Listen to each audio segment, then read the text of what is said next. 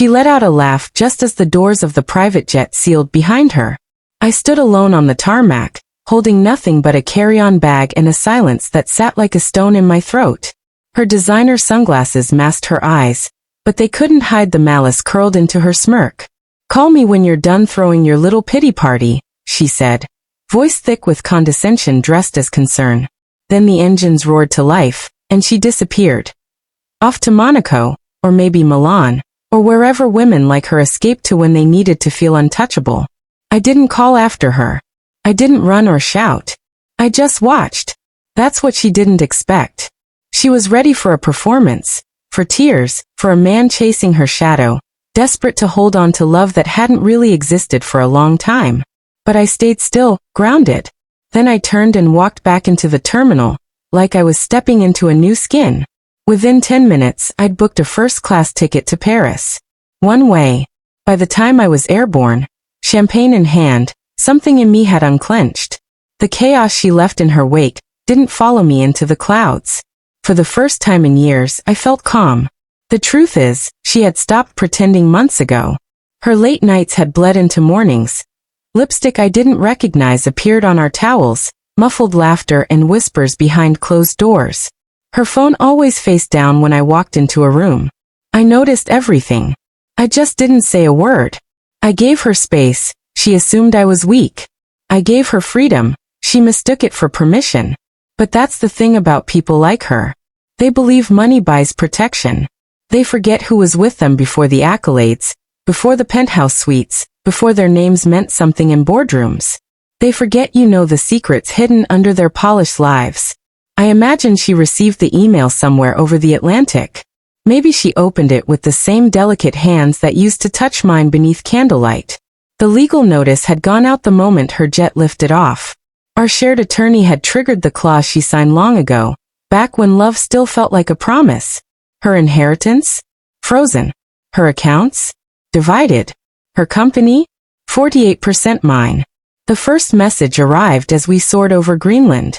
"You petty bastard." Then another. "What did you do?" And another.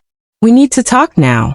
By the time we touched down, I had over 150 unread messages, and a phone battery suffocating under the weight of her panic. I didn't answer a single one. I moved through Charles de Gaulle with the kind of stillness she could never understand. I didn't need to argue anymore. My silence spoke for me. At the Ritz, I placed my phone face down on the dresser, and watched the lights of Paris shimmer like quiet truths through the hotel window. She called everyone, my sister, my attorney, even my father. She finally reached my assistant, the one she always pretended to like. The next morning, I read the voicemail transcript. I didn't think he'd actually go through with it. Her voice cracked halfway through. He always just took it. The silence. The lies.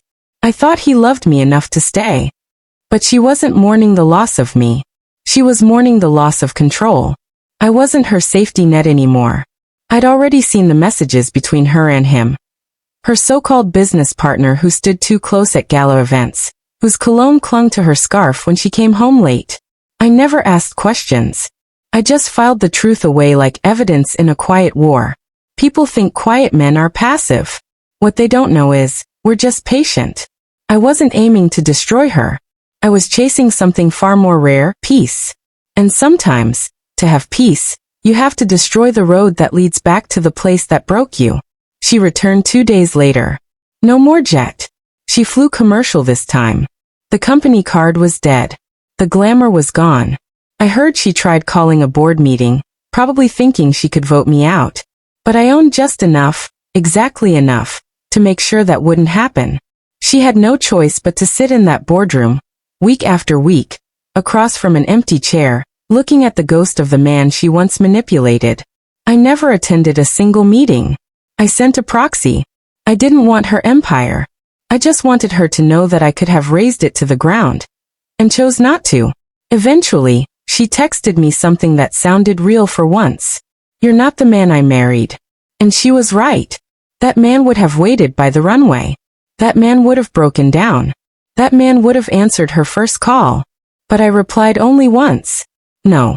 I buried him when your jet took off. Then I turned my phone off, walked the twilight streets of Paris, nodded at strangers, and let the cold night air fill my lungs for the first time in years. Lungs no longer filled with her name. Sometimes justice doesn't roar. It whispers. It's not in vengeance, but in choosing your own peace. It's walking away from the ashes while they're still screaming your name into the silence you've finally learned to love.